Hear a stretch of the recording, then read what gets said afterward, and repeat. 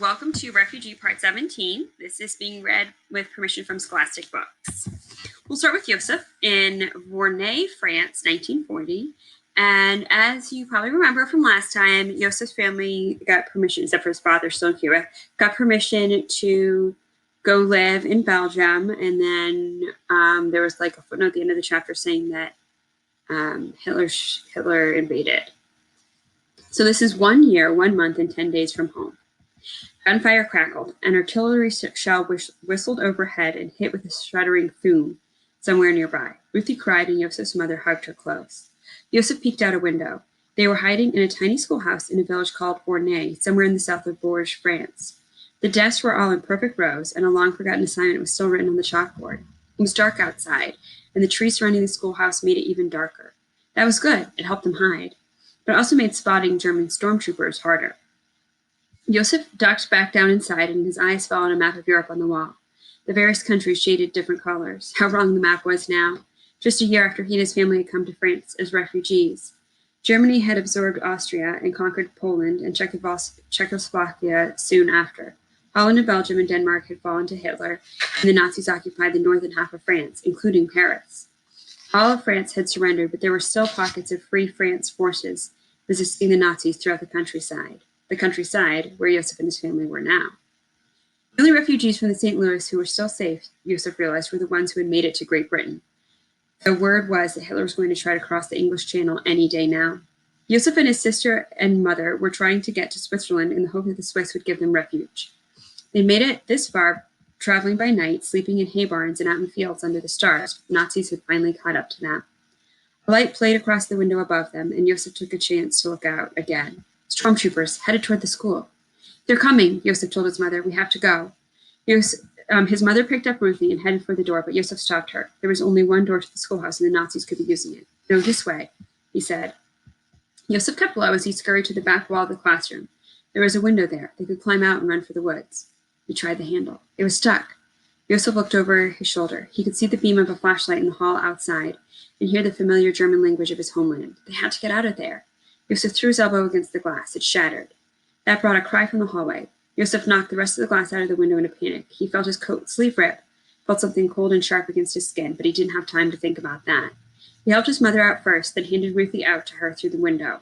Go, go, go, Joseph said, before he was even all the way out the window. And his mother picked up Ruthie and ran for the darkness of the woods. None of them carried suitcases anymore. Those had been left behind long ago, but they still wore their coats, even though it was the height of summer. His mother had insisted.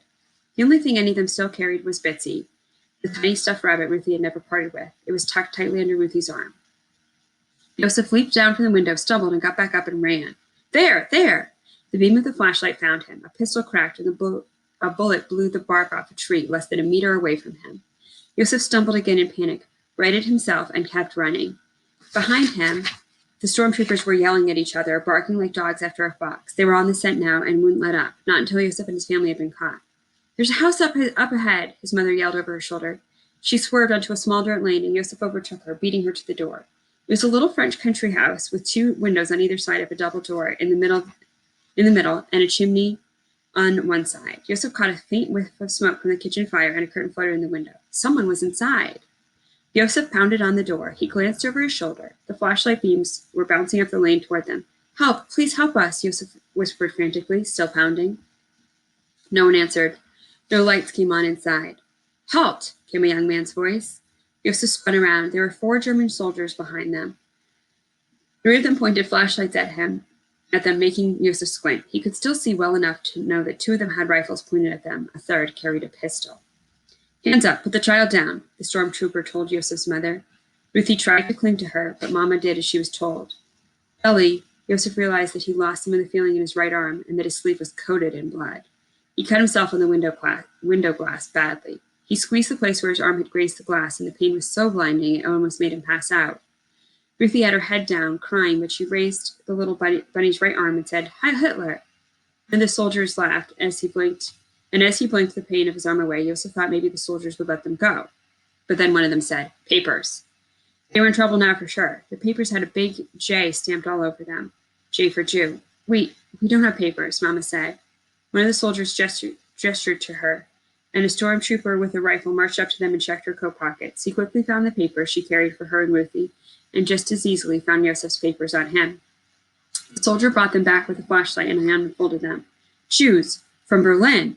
You've run a long way from home. You have no idea, Yosef. We're going to Switzerland, Ruthie said. Hush, Ruthie, Yosef hissed. Switzerland, is that so? Well, I'm afraid we cannot allow that, the soldier said. You'll be taken to a concentration camp like the rest of the Jews. Why? Yosef. Why bother hunting us down and taking us back to prison? If the Nazis want us Jews gone so badly, why don't they let us just keep going? One of the soldiers came toward them with a gun. No, wait, Yosef's mother cried. I have money. Reichmarks. French francs. She fumbled inside her shirt, where she kept their money safely hidden. The bills fluttered to the ground.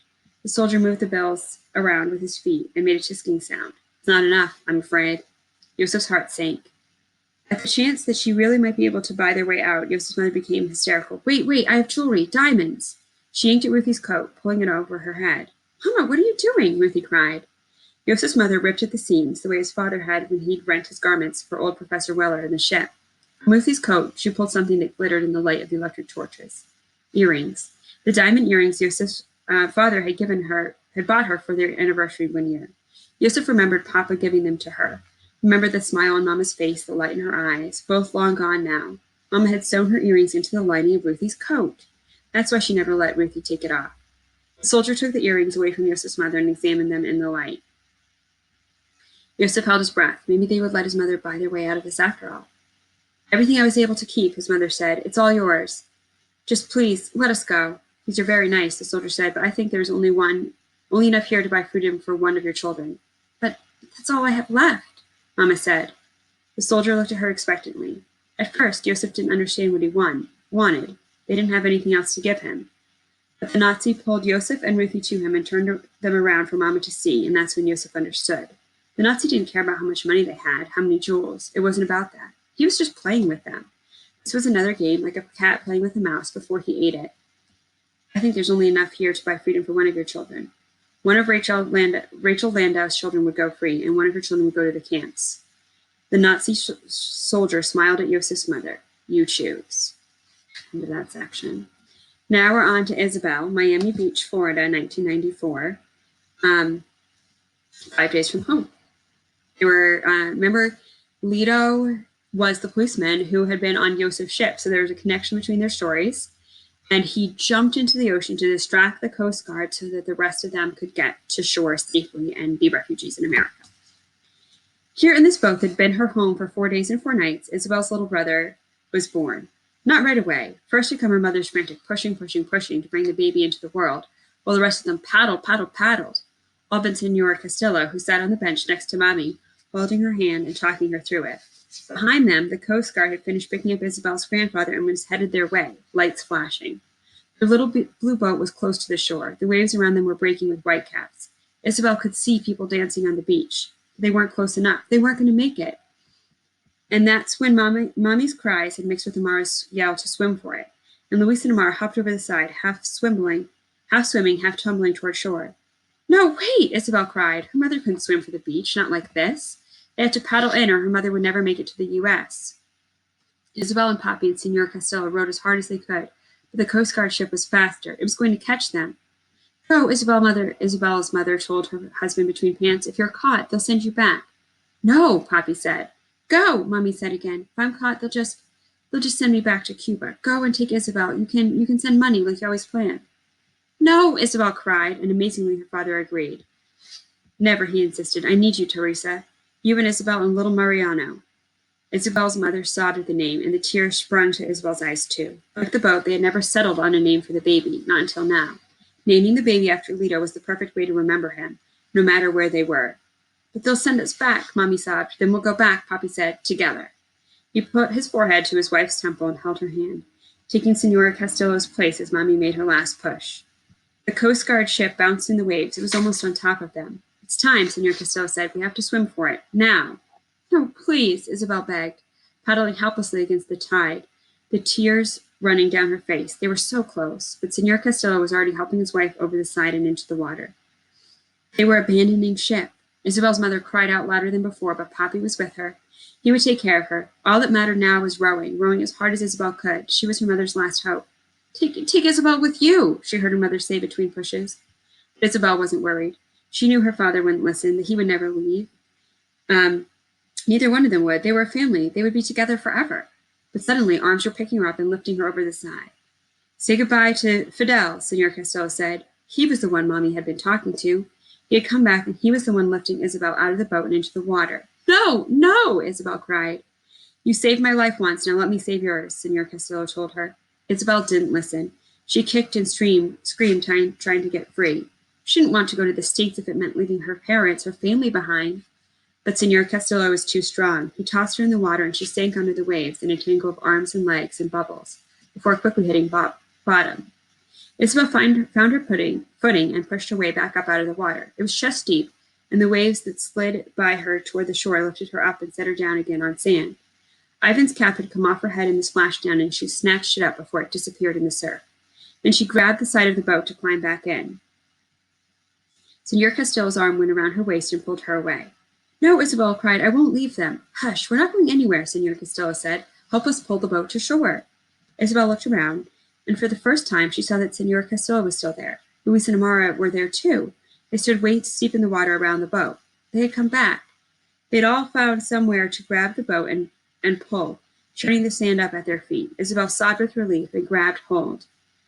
It was harder for her to pull when the waves kept lifting her, but the sight of the Coast Guard boat bearing down on them helped motivate her. So did the cheering. The other refugees on the Coast Guard ship were hopping up and down and clapping and yelling encouragement, just like the crowd on the beach had been when they left Havana.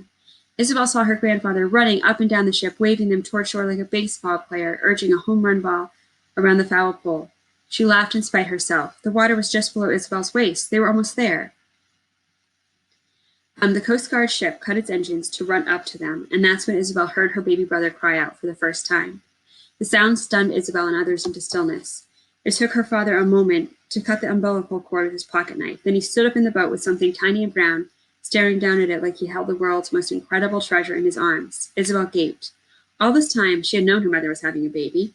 Isabel had seen plenty of babies before. They were cute, but nothing special. But this wasn't just a baby. This was her brother. She had never met him before this moment, but she loved him now with a deepness she had never felt before. Not even toward Ivan. This was Mariano, her little brother, and suddenly she wanted to do anything and everything she could to protect him. Papi finally looked down from his newborn son. Help me get Teresa out of the boat, he told the others. The Coast Guard ship was almost alongside the boat, and the adults scrambled for the other side. Papi bent down over the bow and held out her crying baby brother to Isabel. As if in a dream, Isabel's arms reached out and took him.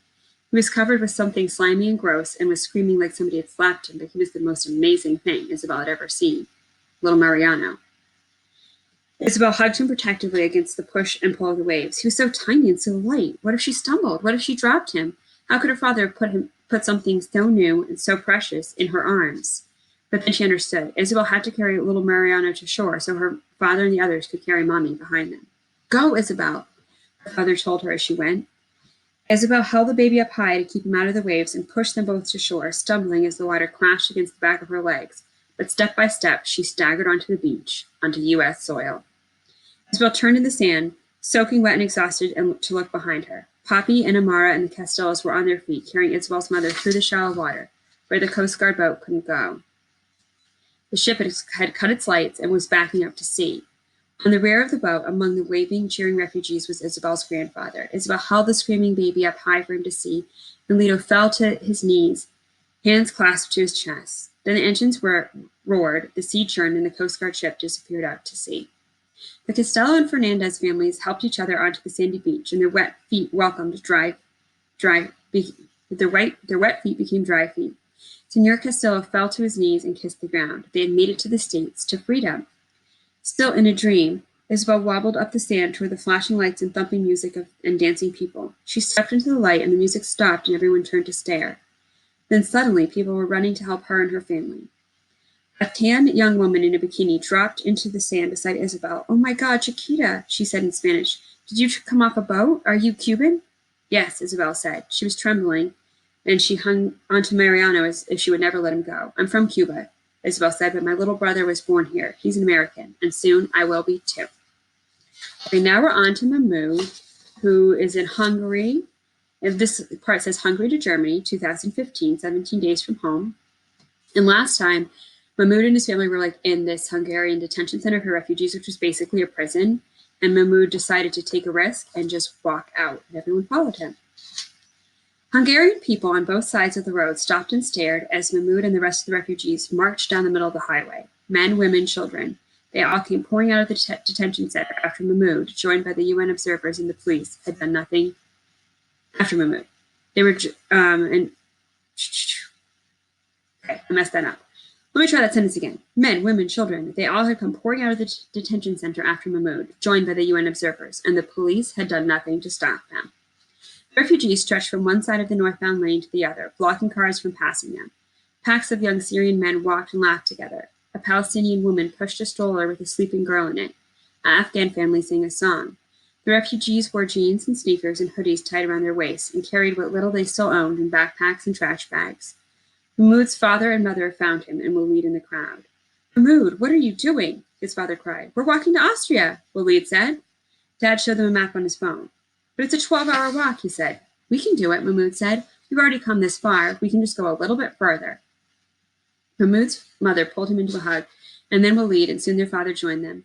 Refugees streamed around them, and when Mahmoud's mother let them all go, she was smiling and crying at the same time. Cars honked behind the marchers, trying to get past. More cars stopped on the other side of the highway to honk and cheer them on, or boo them. A police van pulled up along the opposite side of the road, and through a loudspeaker, the police told everyone in Arabic, "Stop, or you will be arrested." But no one stopped, and no one was arrested. Mahmoud and his family walked with the crowd for hours, visible, exposed. It was scary, but energizing too. They marched quietly, calmly, flashing peace signs at people who cheered them on from the sidelines. Police cars with spinning red lights paced them on the other side of the road, occasionally weeping to warn some far away. News helicopters flew overhead, and a woman from the New York Times worked her way through the crowd, asking Mahmoud questions and interviewing refugees. See us, Mahmoud thought. Hear us. Help us. 12 hours seemed like nothing when Mahmoud added up all the time they'd been walking since they left Aleppo. But this walk quickly seemed endless. They had no water, no food, and Mahmoud's stomach growled and his lips were dry. He felt like one of the zombies from his favorite video game. All he wanted to do was lie down and sleep, but Mahmoud knew they couldn't stop. If they stopped, the Hungarians would arrest them. They had to keep moving forward, always forward, even if it killed them. Later that night, Mahmoud and his family at last reached the border of Austria. There was no fence, no wall, no border checkpost. Just a blue traffic sign by the side of the road with the words Republic Österreich inside the UK's circle of gold stars, and above it a sign with a red and white flag of Austria. Hungarian police cars stopped following them as soon as they stepped across the border, and the refugees paused to hug each other and celebrate their escape. Mahmoud fell to his knees, fighting back tears of exhaustion and happiness. They had made it. It wasn't Germany, not yet, but Germany was just one country away. The refugees were still laughing and congratulating each other when the phone Mahmoud's father carried beeped an alarm. So did another phone. Another, until the whole crowd was a chorus of alarms. It was time for the Isha prayer, the last prayer of the day. Mahmoud's dad used an app called iSalam to find the exact direction they should face to pray to Mecca. Mahmoud's family found a patch of grass all to themselves, and hundreds of refugees did the same. And soon they were all bowing and praying together. It wasn't ideal. They were supposed to wash themselves and pray in a clean place. But it was more important to pray at the right time than in the right place. As he recited the first chapter of the Quran, Mahmoud thought about the words, "Thee alone we worship, and thee alone we ask for help. Show us the straight path." Their path had been anything but straight, but Allah had delivered them to this place. With his blessings, they might actually reach Germany. When Mahmoud finished his prayers and opened his eyes, he saw a small group of Austrians had gathered at the edges of the praying refugees. There were police officers there too, and more cars with flashing lights. Mahmoud sagged. They only see us when we do something they don't like, he thought. The refugees had stopped to get down on their knees and pray, and these people watching them didn't do that. Didn't understand. Now the refugees looked foreign again, alien, like they didn't belong. Mahmoud worried what the crowd might do when the Austrians told them they didn't want them. Their march through Hungary had been peaceful until now. Would this turn into another fight that would see them gassed and handcuffed and thrown into prison again? Welcome to Austria, one of the Austrians said in heavily accented Arabic, and others yelled, Volkmann, I don't know how to say it in German, and applauded. Actually applauded them. Mahmoud looked around at Walid, who was stunned as Mahmoud. Was there some mistake? Did these people actually think that they were something other than Syrian refugees? Suddenly they were surrounded by Austrians, men, women, children, all smiling and trying to shake hands and give them things. A woman gave Mahmoud's mother a handful of clean clothes, and a man worried over his father's cuts and bruises. A boy about Mahmoud's age, wearing a New York Yankees jersey, handed him a plastic shopping bag with bread and cheese and fruit and a bottle of water in it. Mahmoud was so thankful he almost wept. Thank you, Mahmoud said in Arabic. Bitte, the man said, which Mahmoud guessed was German for you're welcome. The Austrians, they learned, had seen their march on television and had come out to help them. It was like that all the way up the road to Nickelsdorf, the closest Austrian town with a train station. White, native-born Austrians and olive-skinned Arab Austrians who had recently emigrated to the country filled the overpasses, throwing bottles of water and food down to them, bread, fresh fruit, bags of chips. A man next to Mahmoud caught a whole grilled chicken wrapped in aluminum foil. We are with you. Go with God, a woman shouted to them in Arabic. Mahmoud's heart lifted. They weren't invisible anymore, hidden away in the detention center. People were finally seeing them, and good people were helping them. At last, Mahmoud and his family reached the Nickelsdorf train station, where they bought tickets to Vienna, the capital of Austria. They traveled overnight by train, and when they arrived in Vienna the next morning, they bought tickets to Munich, a large city in Germany. In Munich, the response was the same as in Austria, only bigger. There were thousands of refugees at the train station, moving among them were hundreds of regular German people offering bottles of water and cups of coffee and tea. One couple had brought a basket full of candy and were handing pieces out to children. Mahmoud and Walid joined the happy mob of kids around them and each got a couple of candies, which they wolfed down. A more organized effort was unloading a truck full of fresh fruit, and another group was handing out diapers to anyone with babies. Seeing the diapers reminded Mahmoud of Hannah, and he looked up at his mother. She could tell she was thinking of his baby sister too. She put her hand to her mouth, and soon she was working her way through the crowd again, asking anyone if they had seen her daughter. But no one had seen or heard of a baby plucked from the water. If the people who had rescued her made it to safety, though, they were likely somewhere here in Germany. Mahmoud and his family would just have to keep looking. An official-looking German man with a name tag that said Serhat, a Turkish name, approached Mahmoud's father with a clipboard in hand. Are you and your family seeking asylum in Germany? He asked in perfect Arabic. Mahmoud held his breath. Was this it? Was this the end of their long, terrible nightmare? Could they finally stop moving, stop sleeping and praying in doorways and bus stations? In Germany, Mahmoud and his family could make new lives for themselves. Mahmoud could finally find a way to reconnect with his brother Walid.